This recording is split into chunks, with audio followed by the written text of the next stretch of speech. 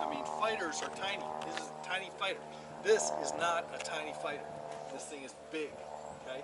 It's got to go a long way, and it's going to shoot missiles at bombers, okay?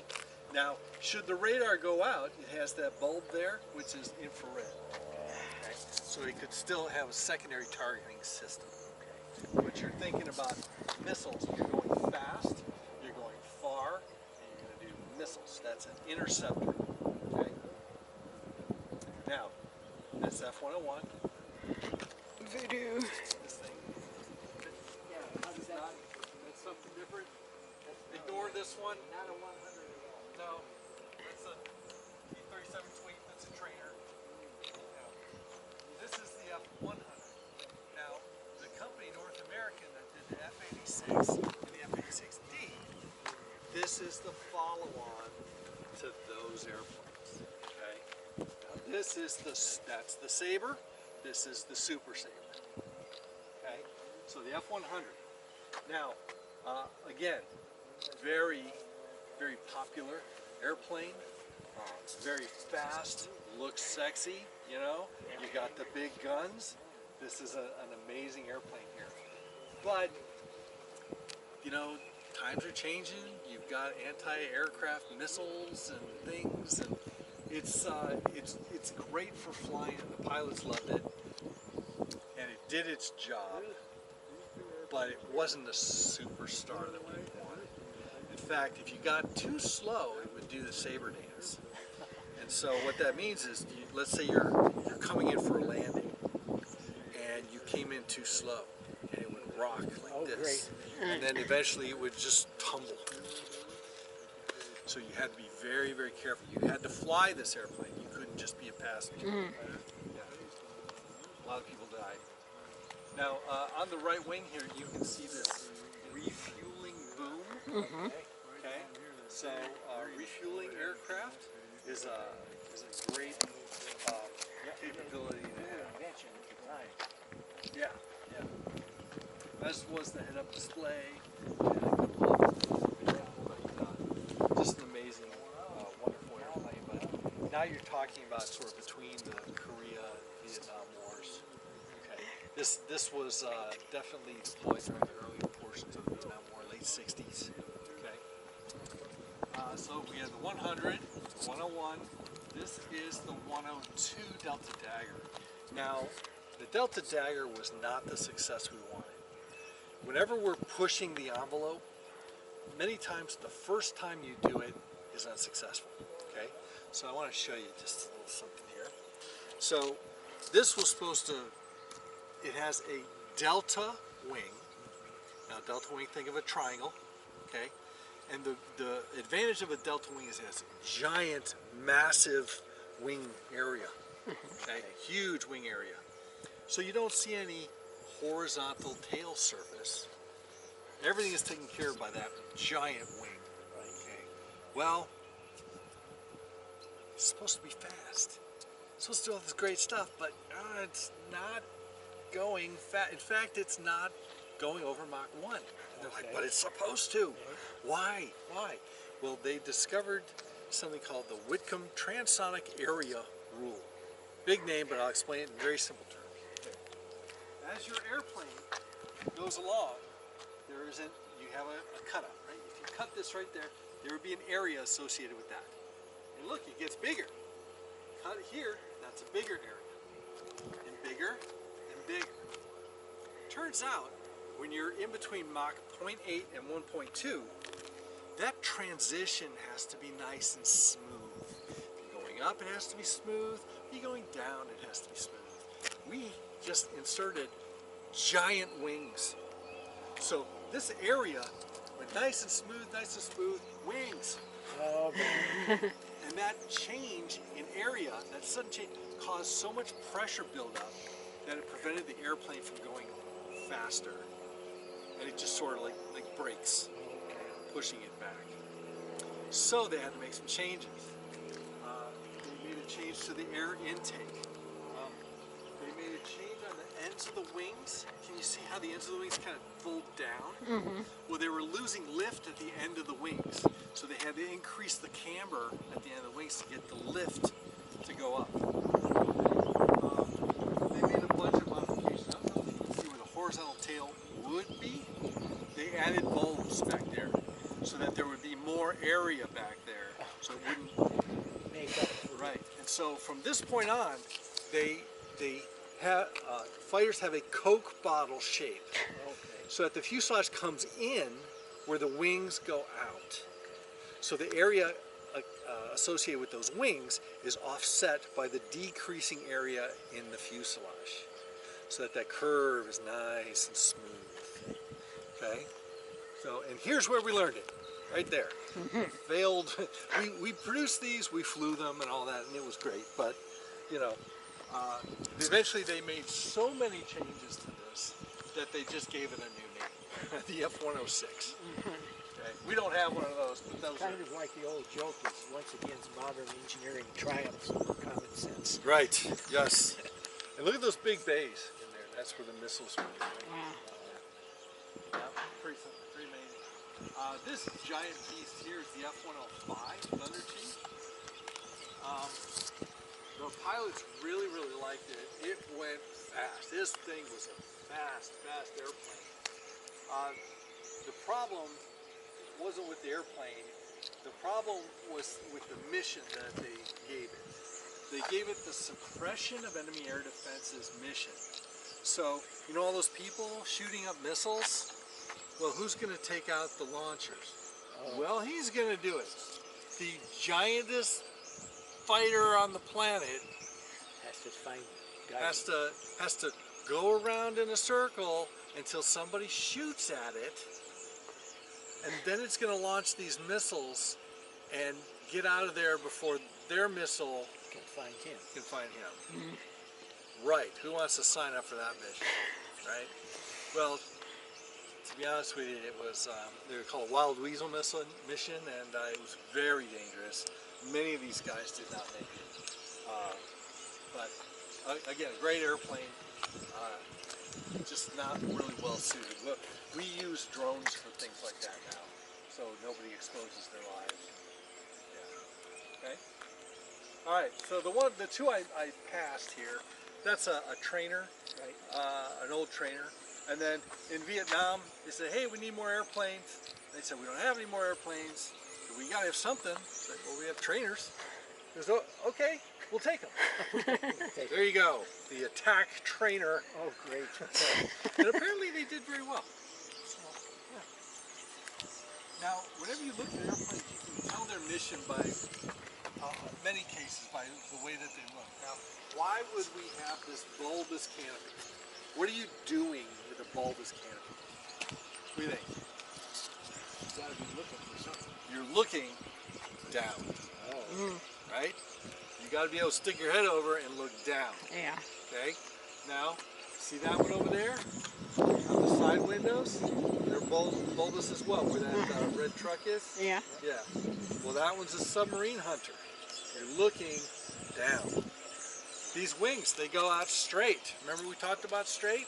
Straight is great. Straight is very stable. You can put a lot of, look how thick those are. You can put a lot of fuel in there, but you're not going fast. Propellers, not going fast, right? So you are going to loiter in the area for a while.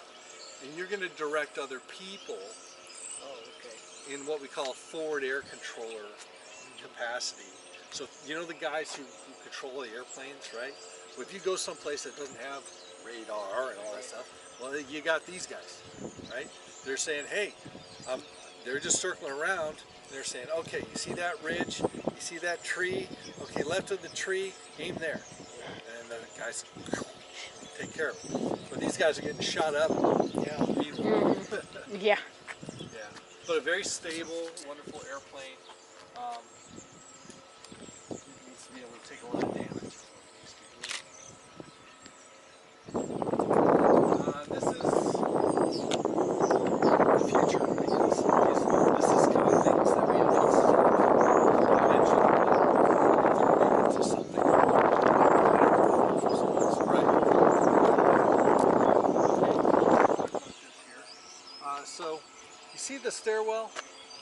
Okay, that's a MiG-21. Yeah. Next stairwell over is MiG-17, and then the MiG-15. Okay, those are Russian fighters. Although we got that from the Polish Air Force, so it has all the Polish designations on it. Right. So these were very famous fighters, but what you'll notice is how big our fighters are. And you look at those, Yeah, they you're don't like, look that. wait a minute, as we get closer, they get smaller and smaller and smaller.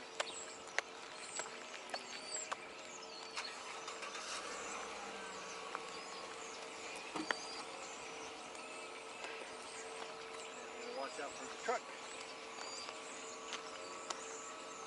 I take it, do they use this as parking out here? They do. Sometimes we have very large events here. Oh, okay, because I kept seeing all the little marks. I'm going, it's got to be parking. In the area. It's parking. Make sure you check out All right. this side of the T-33. Okay. Great. Thanks. So you can smell the paint. Oh yeah. They repainted the job here. The T-33. This was after World War II. This is one of our first jet fighters. They don't want to go.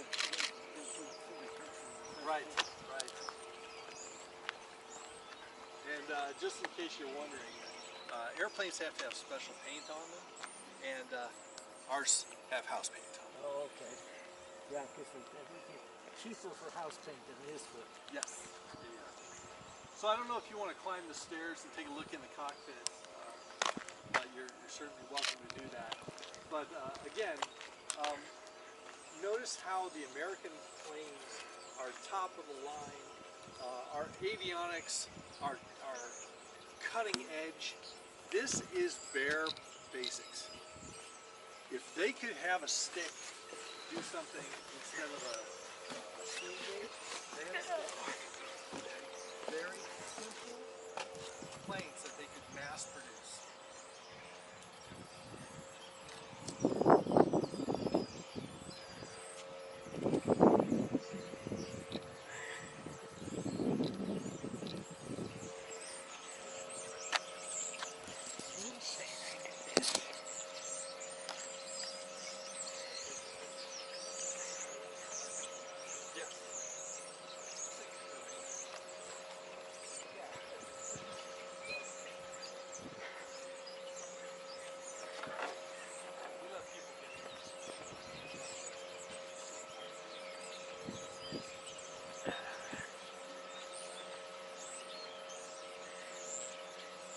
Underneath there.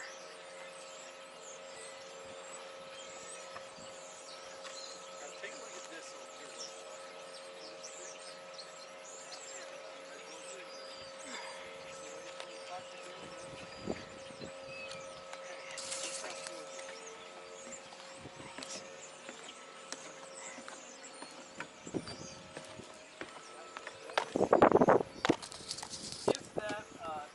If that is up, That's for the fuel gauge? now that means your landing gear is down and locked. Oh, if the stick is up? Yep.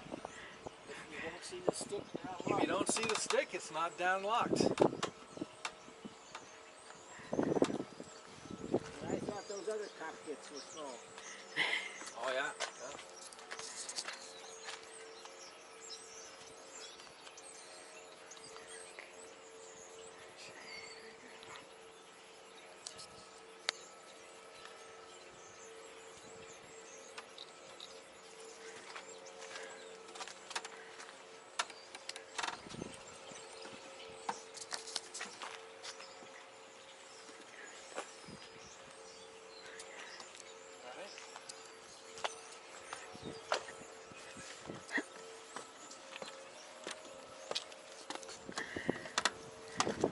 Those must be the guys who put that together.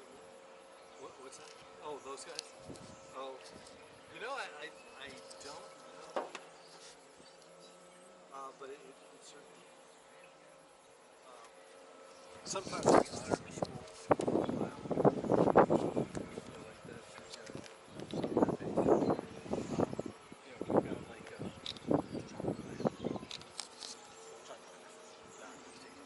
But we're honored.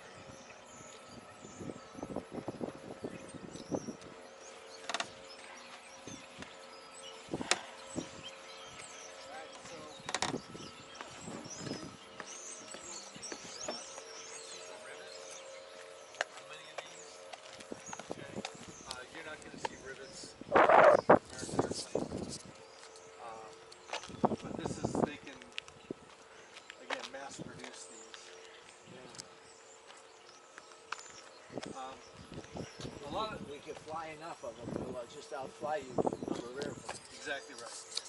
And the way that they deployed these is they would have a massive radar somewhere, and they would see where the Americans were, and they would get these guys in position behind them, and they would launch their rockets or attack from below or whatever, and leave immediately. It was a hit and run, and it was very, very difficult to protect against that if you couldn't find them first. Right. And there are so many different mistakes going on in Vietnam that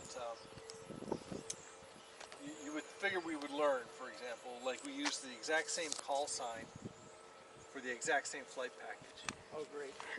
So if we said, you know, Yankee 2, 3, and 4, they knew that those were F4s.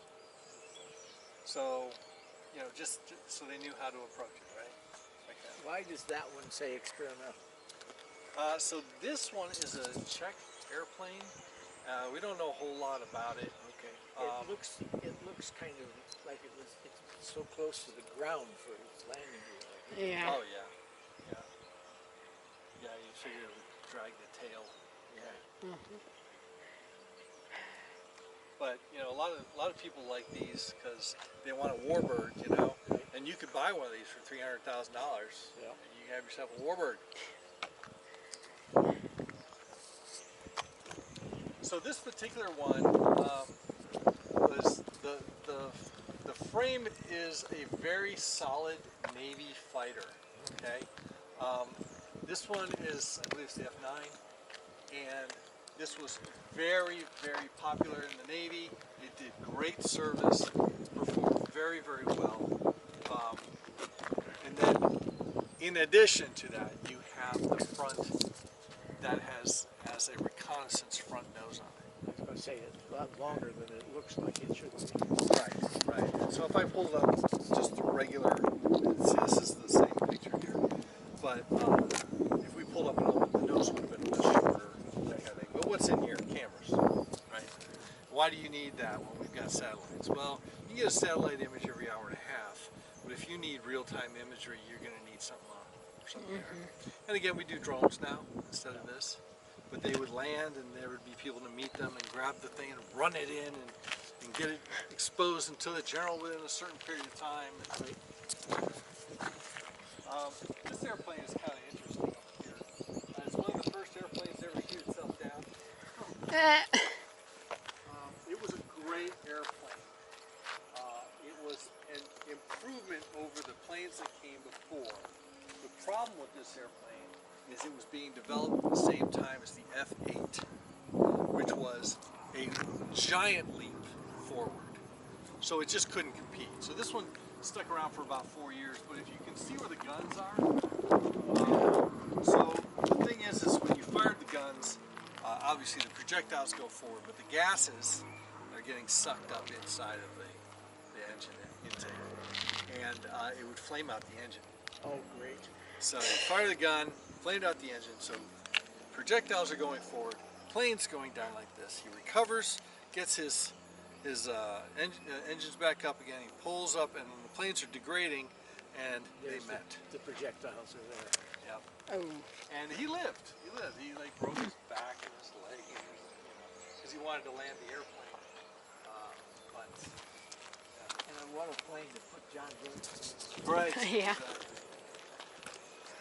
But this was, they loved it. It was a great plane, but again, that F8 was called the last gunfighter, and it flew like a champ. So it just couldn't compete with that. Oh, right. You say the last, like 50 caliber guns, that was the last plane we actually did that to, because the bullets planes outran the bullets. So at one point, the Navy kind of ran out of money. They said, listen, we need a new plane. So all of the proposals that you give us for an attack airplane have to be based on current plane. So to cut down on costs. So the F8 looks very similar to this. It has a pointy nose, it has that big old smiley air intake, and it's a little bit longer. So we cut off the end of the nose, squished it down, and made the F7. Or, I'm sorry, the A7.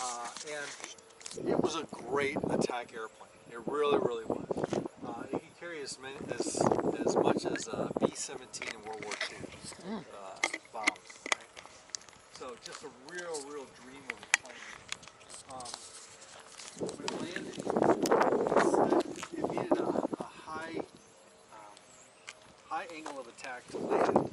So instead of taking the whole plane and going up, what they did is they took the wings and went up. Oh, okay. So here,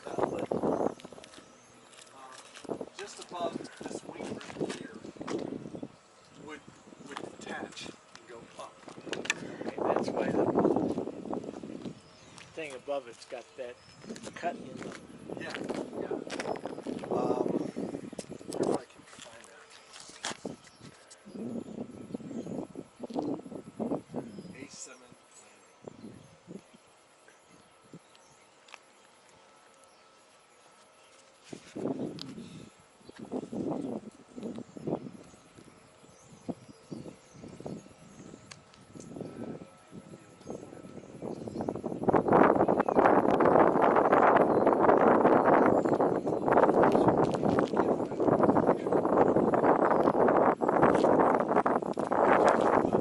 size. This thing looks so huge.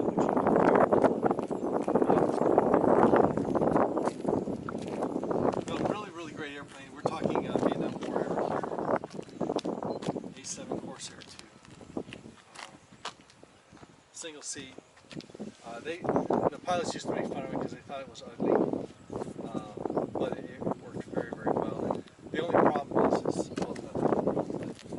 you see all this here, it'd suck you right in. Yeah, I see all the warning. Yeah, and I mean you could be out here and it catch you, and you go. And so there's tons of videos online of people getting sucked in. So this is the F4. Remember I told you the A4, that blue one? Yeah. You can buy 4 of those for one of these. This was $2.4 million. This is one of the best airplanes that we had produced at the time. I didn't do anything particularly exceptional, but it could do just about everything well. Okay? It had giant powerhouses. These are this is the same engine as in an F-104 Starfighter, but it's got 2 of them. This was in the 3 services, Marine Corps, Navy, and Air Force, and in 41 countries. Wow. Big, huge radar. There's a 34 radar here. And they said that this is proof that if you put enough engine power on a brick, it would fly. So they made it, and imagine that horizontal tail surface went out straight, and everything else went out straight. They determined that, well, for the planes, the wings had to be up 5 degrees. But they didn't want to change the whole thing, so they took this last section here and changed it 11 degrees. Okay. Well, that caused some problems over there on that tail surface, so we're just going to move the tail down like that. And so it's this sort of hodgepodge of fixes. Right. So these are all the band-aids that fix the problems. Okay. This is Vietnam era, top of the line right here. And originally when they came out, they were missiles only, and they quickly found out that when you fire your missiles and you get too close, you can't fire your missiles.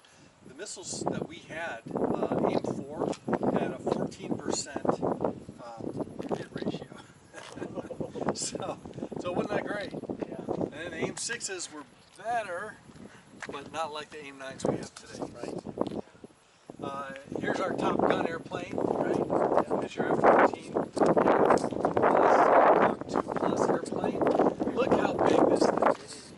Wow. It is humongous.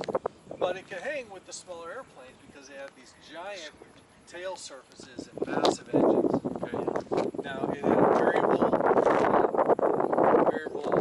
attitude wings, so they would remember going straight out is best when you're going slow, and back is best when you're going fast. So it could do both, right?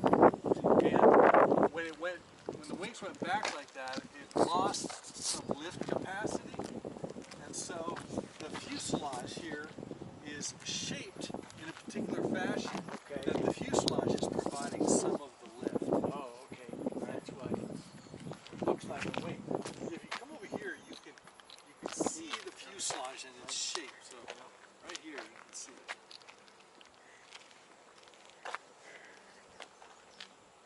Yeah, it's a variable swept wing.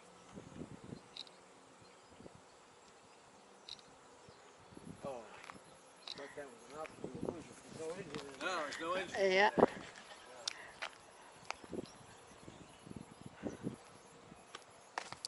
Okay, so this leads me to my last airplane I'm going to talk to you about. This is an EA-6B Prowler. Look at the big bulb on the tail. This is electronic jamming. Oh, okay. Okay. And if you notice, the cockpit has a yellow tinge to it. That's gold. Oh, And that's to keep that from frying their brains. oh boy. Yeah. Put that big radar up there so they had to keep the... Yeah. So you would grab a bunch of F4s for fighter cover. You'd put one of these electronic jammers in there, and you'd put your attack aircraft all in one package. And this way, it would blank out their radar. It's almost common, but they didn't know what or where. And then you could go and hit that. Okay. This one has 4 people in it, 1 pilot and 3 equipment operators, and it's bigger than it looks. And you can actually go up that stairwell and take a look in there about how much room is in there. But we're very fortunate. The person who was instrumental in helping us get this airplane is now a professor at Kent State. Oh.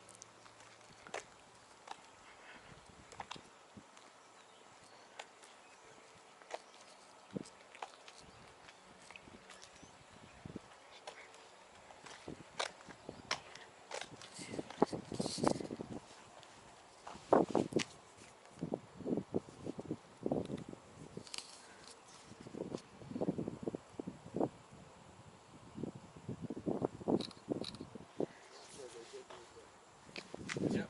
Earlier they got it out here. Yeah.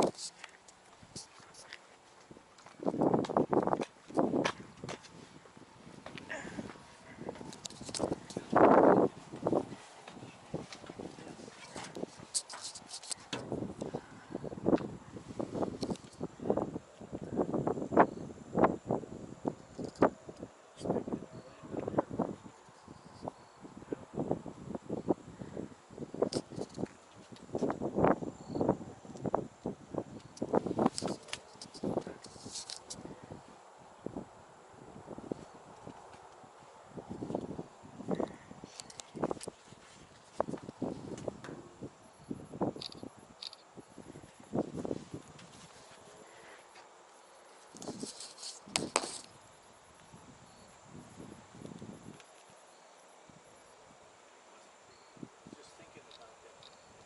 Guns have to be synchronized with the engine. Oh yeah.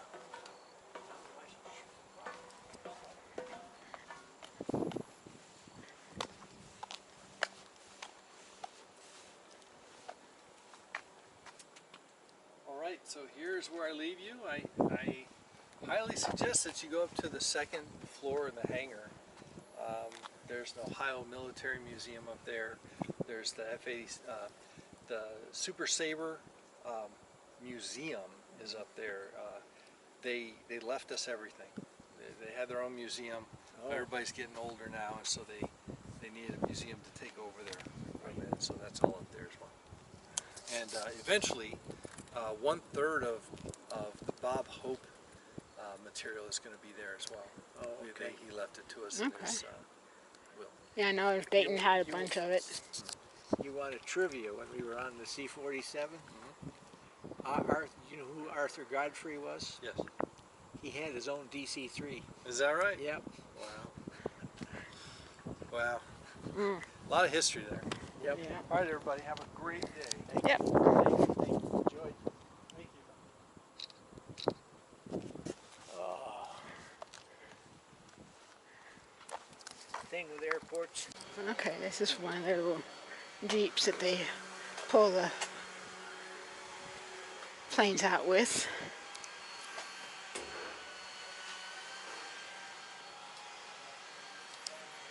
Little two-seater.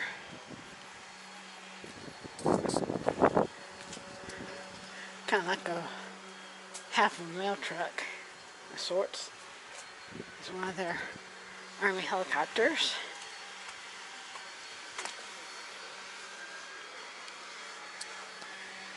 I can't really see much.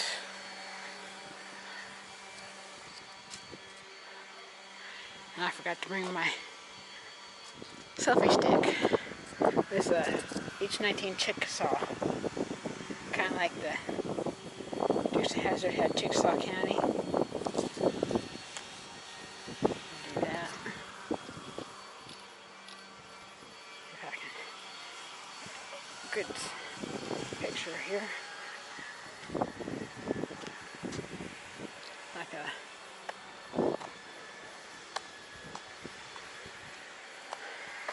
medic helicopter. I'm assuming. Field hospital. Did this last time we were here. I'll go through it again. The waiting room area. Have extra supplies. I do not own this music and stuff, so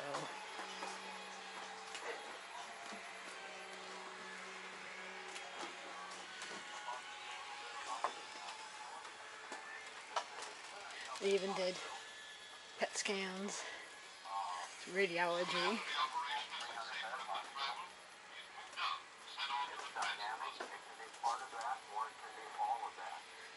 All the kitchen stuff.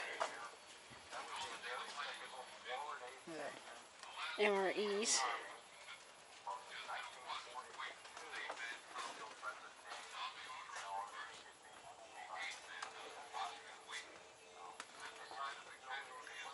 Pharmacy there. Kaopectate. Calamine lotion. Penicillin. Aspirin. Type of stuff.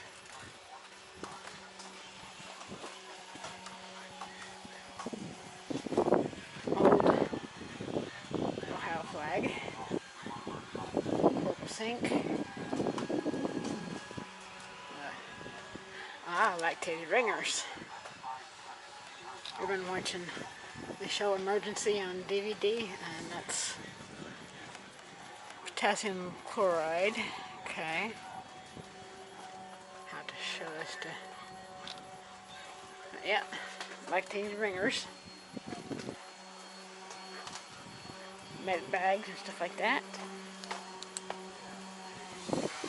Okay. I'm gonna hop. I will be right back.